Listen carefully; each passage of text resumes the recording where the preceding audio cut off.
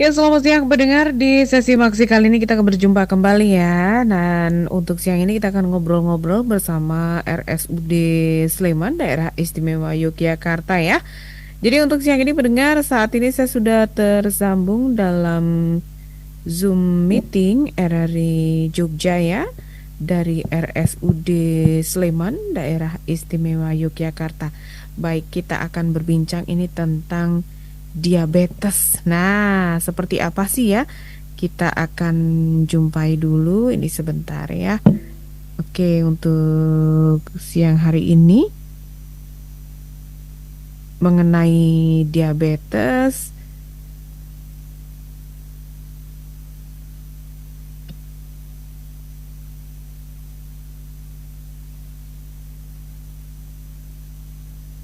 Ya, kali ini saya akan mencoba berbincang bersama dokter dari RSUD Sleman. Kita akan sapa dulu. Halo, selamat siang, dokter. Selamat siang, Mbak Lulu. Assalamualaikum. Ketemu Waalaikumsalam lagi. warahmatullahi wabarakatuh. Saya sedang cari flyernya, ini kok belum ketemu-ketemu, mohon maaf. Iya, ini saya akan minta tolong Kak Ega. Kak Ega untuk membantu mencarikan e-flyernya ya. Jadi e-flyernya untuk siang hari ini pendengar kita berbincang bersama RSUD Sleman Daerah Istimewa Yogyakarta ya. Ini mengenai diabetes kita akan jumpai bersama RSUD Sleman Daerah Istimewa Yogyakarta, dan untuk Anda pendengar nanti Anda bisa bergabung bersama kami melalui telepon di 5803333 ataupun juga melalui pesan pendek ya di 08 1127119111. Oke, ini bersama Dokter Budi Cahyono PSPB, spesialis bedah RSUD Sleman ya. Ini kita akan berbincang dengan topik luka kaki diabetes ya dokter ya, dari perspektif bedah.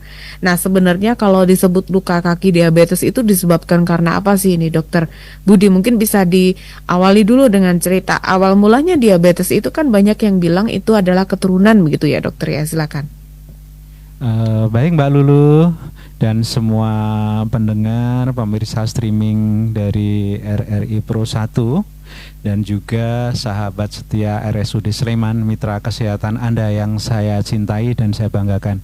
Alhamdulillah, puji syukur pada Allah, hari ini kita masih diberikan kesempatan untuk berbincang lagi, yaitu berkaitan dengan luka pada kaki, terutama pada penderita diabetes mellitus. Jadi ini ditinjau dari aspek bedah Mbak Lulu ya. Jadi Mm-mm. kalau yang namanya ulkus atau luka pada kaki pasien diabetes mellitus itu disebabkan karena kelainan yang ada di saraf dan pembuluh darah yang ada di kaki pada pasien-pasien gula, pada pasien-pasien diabetes, di mana pada pasien diabetes itu dia mengalami kelainan yang namanya neuropati diabetikum, Mbak Lulu. Jadi Mm-mm. sarafnya mengalami gangguan atau mengalami kerusakan akibat dari penyakit metabolik atau diabetes yang dideritanya. Sehingga dengan adanya kelainan ini mengakibatkan kakinya jadi parestesia. Jadi dia tidak bisa merasakan sensasi nyeri lagi atau Oke, berkurang. jadi Iya. mati Sehingga rasa ya dok ya. iya, berkurang sehingga pasien diabetes itu kalau dia tertusuk kecocok paku atau kecocok kawat atau mungkin kesandung benda-benda yang tajam, itu seringkali tidak kerasa Mbak Lulu. Nah, Mm-mm. diawali dari proses seperti itu, nanti nyambung ke yang namanya kelainan kedua, yaitu makro dan mikro angiopati diabetikum, di mana kelainannya terjadi Mm-mm. pada pembuluh darah yang ada di ujung-ujung ekstremitas. Jadi pembuluh darahnya itu mengalami kerusakan Mbak Lulu, dindingnya, endotelnya, kemudian dengan kadar gula darah yang tinggi juga, itu menyebabkan aliran darah yang masuk ke situ jadi berkurang. Jadi Mm-mm. nggak optimal lagi aliran darahnya. Padahal aliran darah ke jaringan tubuh itu sangat diperlukan karena darah Oke. itu yang mengangkut oksigen Mbak Lulu. Dan oksigen itu adalah yang sangat dibutuhkan untuk memberi makanan supaya sel-sel jaringan kita jadi sehat. Nah, kalau oksigen yang ngalir ke situ sudah berkurang, terganggu, otomatis sel-selnya mudah mengalami kerusakan. Nah, kemudian melanjut dengan adanya kerusakan pada sel-sel di sekitar yang aliran pembuluh darahnya terganggu. Nah, akhirnya terjadilah lukanya itu mulai dari yang luka kecil ya, mungkin hanya kayak penebalan di kulitnya, kemudian semakin tebal menjadi suatu luka yang cekungan, luka terbuka, nggih. Kemudian akan masuk sampai ke ototnya, ke tendonnya, bahkan bisa sampai terjadi kerusakan pada tulang atau destruksi tulang atau osteomielitis. Jadi semua ada stage-stage-nya, ada derajatnya nanti Mbak Lulu. Demikian prolog Oke, awal. baik. Nah, kalau luka diabetes ini apakah memang bisa berpotensi terjadi pada semua penderita diabetes begitu, dokter? Iya, kalau di Indonesia prevalensi untuk ulkus diabetik itu terjadi sekitar 15% Mbak Lulu dari pasien penderita diabetes. Kenapa ini sampai terjadi? Biasanya luka di sini selain seperti yang saya sampaikan di depan tadi, itu biasanya terjadi pada pasien-pasien dengan kondisi kadar gula darahnya yang tidak terkontrol dengan baik. Hmm. Iya, ingat, kalau dia tidak rajin mengontrol gula darahnya, ada potensi atau risiko lebih besar untuk mengalami ulkus diabetikum. Ya, kemudian yang kedua, juga pada pasien-pasien yang tidak bisa mengatur pola hidup yang sehat sebagai pasien penderita diabetes. Misalnya dia kurang aktivitas, dia kurang olahraga ya, olahraga untuk diabetes gitu. Kemudian dia tidak disiplin dalam mengontrol dietnya ya. Kan untuk diet itu juga dibatasi untuk pasien diabetes nggih. Kemudian dia juga mungkin kurang rajin untuk kontrol memeriksakan diri ke dokter spesialis penyakit dalam terutama dalam hal ini. Nah, itu adalah faktor-faktor yang bisa mempermudah pasien menderita ulkus diabetikum atau luka pada kakinya itu. Oke, baik. Nah, kali ini kalau seberapa parah sih dampak dari luka kaki pada diabetes ini, dokter? Iya, memang kita nggak boleh menyepelekan luka atau ulkus diabetikum Mbak Lulu, karena dari 15% yang penderita diabetes tadi akan risiko terkena ulkus diabetikum, itu ada 30% yang sampai harus menjalani amputasi. Amputasi, wow. Iya, wow, ngeri sekali ya. Wow, jangan sampai yang terjadi ya. Nah, amputasi ini adalah merupakan, sebenarnya amputasi ini prosedur pembedahan yang penting Mbak Lulu.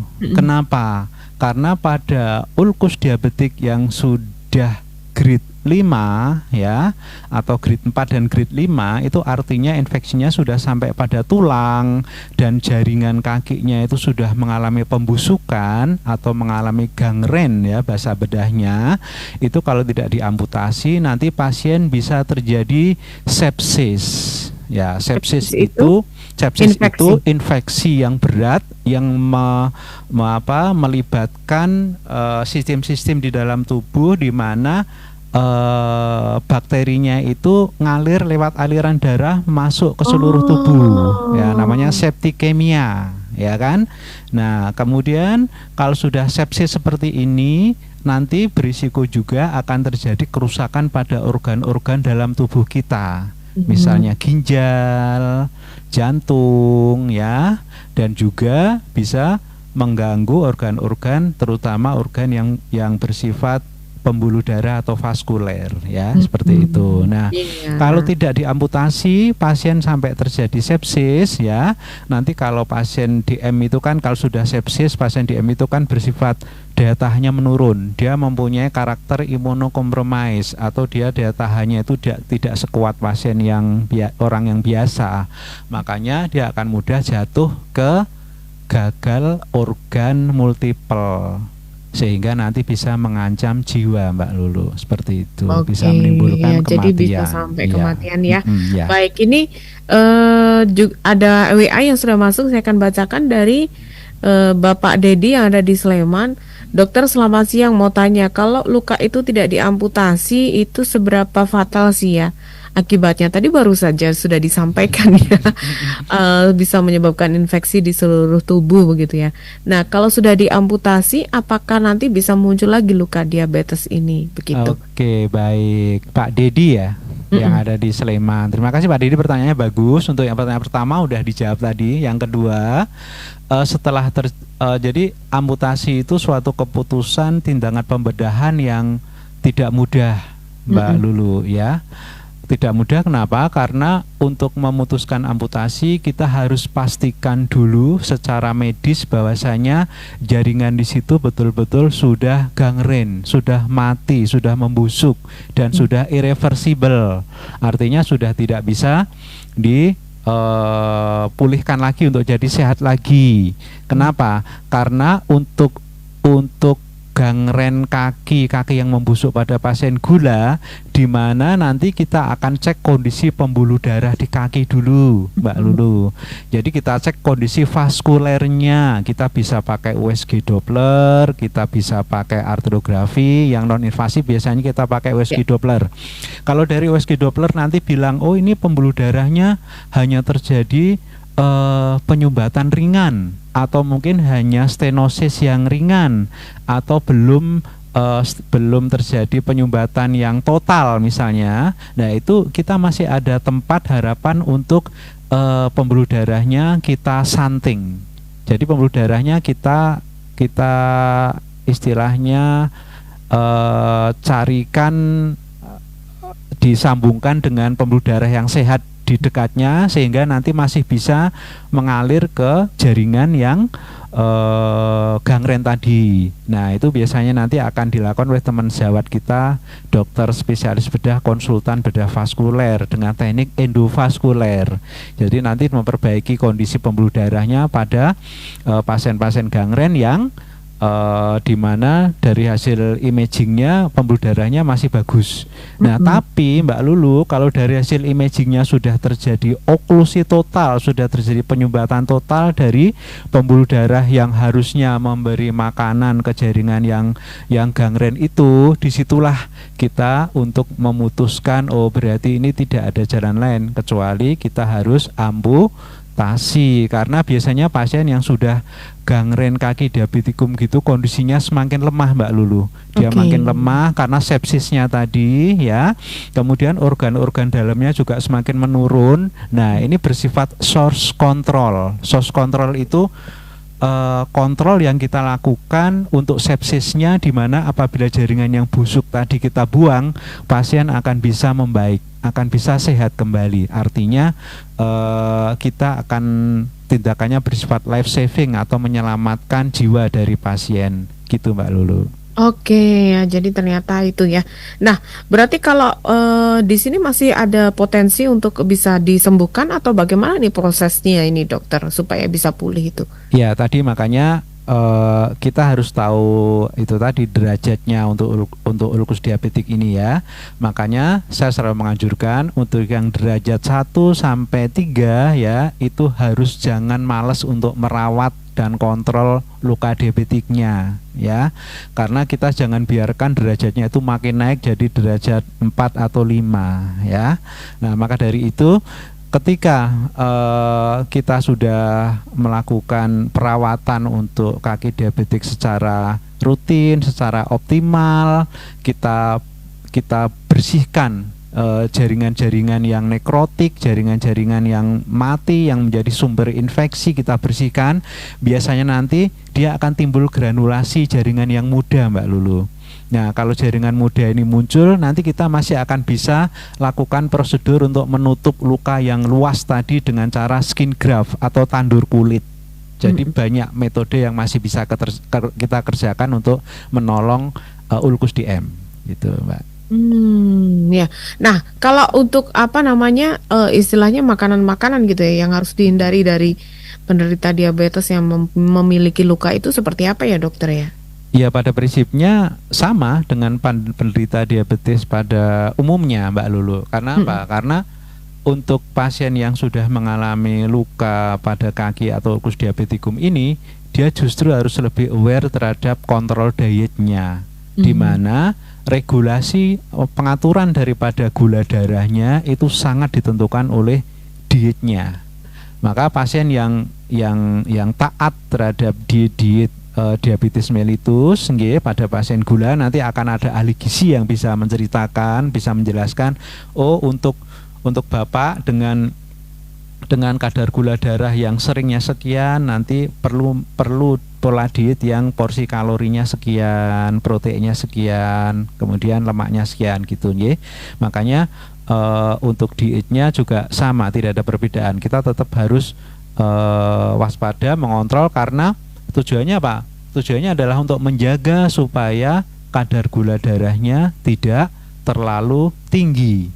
Nah, kalau kadar gula darahnya terkontrol dengan baik, itu nanti akan berbanding lurus dengan kondisi luka di kakinya, juga akan mudah membaik, Mbak Lulu, seperti itu. Karena kalau kadar gula darahnya itu terkontrol dengan baik, otomatis hiperglikemi di aliran darah yang di luka luka tersebut juga akan berkurang. Dan kalau gulanya tinggi di daerah luka tersebut, akan disukai oleh bakteri, kuman-kuman yang ada di situ, ya, sehingga membuat infeksi dan inflamasinya makin hebat untuk pasien-pasien dengan kadar gula darah yang tinggi, gitu, Mbak Lulu. Baik. Nah, berarti apakah kalau misalnya dilihat dari perspektif bedah untuk luka diabetes ini merupakan hal yang sulit diatasi begitu, dokter, atau bagaimana? Iya, jadi pasien-pasien dengan ulkus diabetik ini masih menjadi primadona kami dokter spesialis bedah, ya, yang ada di RSUD Sleman, karena yaitu tadi berawal dari mungkin menginjak paku nggak kerasa, terus jadi luka, infeksi, ya kan, kemudian bernanah banyak, terus akhirnya karena telat dibawa ke dokter bedah sudah bengkak besar, akhirnya harus kita debrideman dulu. Debrideman itu operasi yang bersifat pembersihan luka pada kaki diabetes. Nah, setelah kita debrideman, kita rawat lukanya dengan baik, kita rawat bersama pasien itu dengan dokter spesialis penyakit dalam. Dokter penyakit dalam mengontrol gula darahnya biar jadi bagus, dokter bedah merawat lukanya biar jadi cepat baik. Kalau itu kita kerjakan secara simultan, secara dengan teamwork yang bagus, dan pasien juga taat, dia tidak malas untuk kontrol, insya Allah itu ulkus DM-nya akan membaik, Mbak Lulu. Masih banyak yang membaik. Jadi kasus amputasi yang terjadi di RSUD Sleman ini dalam setahun itu paling-paling nggak sampai 5, kurang dari 5. Kurang dari 5, baik dokter, karena waktu juga yang membatasi nih, mungkin bisa disampaikan pesannya untuk masyarakat nih, barangkali khusus yang memiliki luka diabetes ini, dokter. Iya, oke, terima kasih. Para pendengar RRI Pro 1 yang saya cintai dan saya banggakan, saya Dr. Budi, spesialis bedah RSUD Sleman, menganjurkan pada Bapak Ibu sekalian, terutama yang sudah mempunyai luka pada kakinya, terutama pada penderita diabetes, untuk janganlah segan-segan atau jangan malas untuk memeriksakan, ya. Kita siap untuk melayani pasien-pasien di poliklinik bedah, juga poliklinik penyakit dalam, ya, di mana dengan kontrol yang teratur, dengan pemeriksaan yang rutin, dengan perawatan luka yang intensif, dengan perawatan luka yang optimal, kita yakin untuk ulkus diabetikum ini, saya yakin akan bisa dirawat dengan baik, akan bisa kita pulihkan dengan baik, dan kita jaga jangan sampai terjadi amputasi. Nah, intinya ya cuman itu aja sebenarnya, kontrol rutin, dirawat rutin, ya, dan juga satu hal lagi, mungkin aspek psikologis pada pasien diabetes juga harus dijaga. Jadi support dari keluarga juga penting, Mbak Lulu, mungkin, ya. Ketika dia punya luka juga keluarganya juga harus tetap sayang pada dia, biar psikologisnya juga tetap nyaman gitu, ya, tidak merasa disingkirkan gitu, Mbak Lulu. Baik, kasih terima Mbak kasih Lulu. banyak Dokter Budi untuk bincang-bincangnya. Semoga bermanfaat ya untuk semua Sama-sama. pendengar ya Dokter ya. Selamat siang Dokter, selamat Selamat siang. Ya, beristirahat. terima kasih Mbak Ya, Lulu. Assalamualaikum iya. warahmatullahi wabarakatuh. Waalaikumsalam warahmatullahi wabarakatuh. Baik, pendengar demikian tadi ya untuk bincang kita bersama Dokter Budi dari RSUD Sleman Daerah Istimewa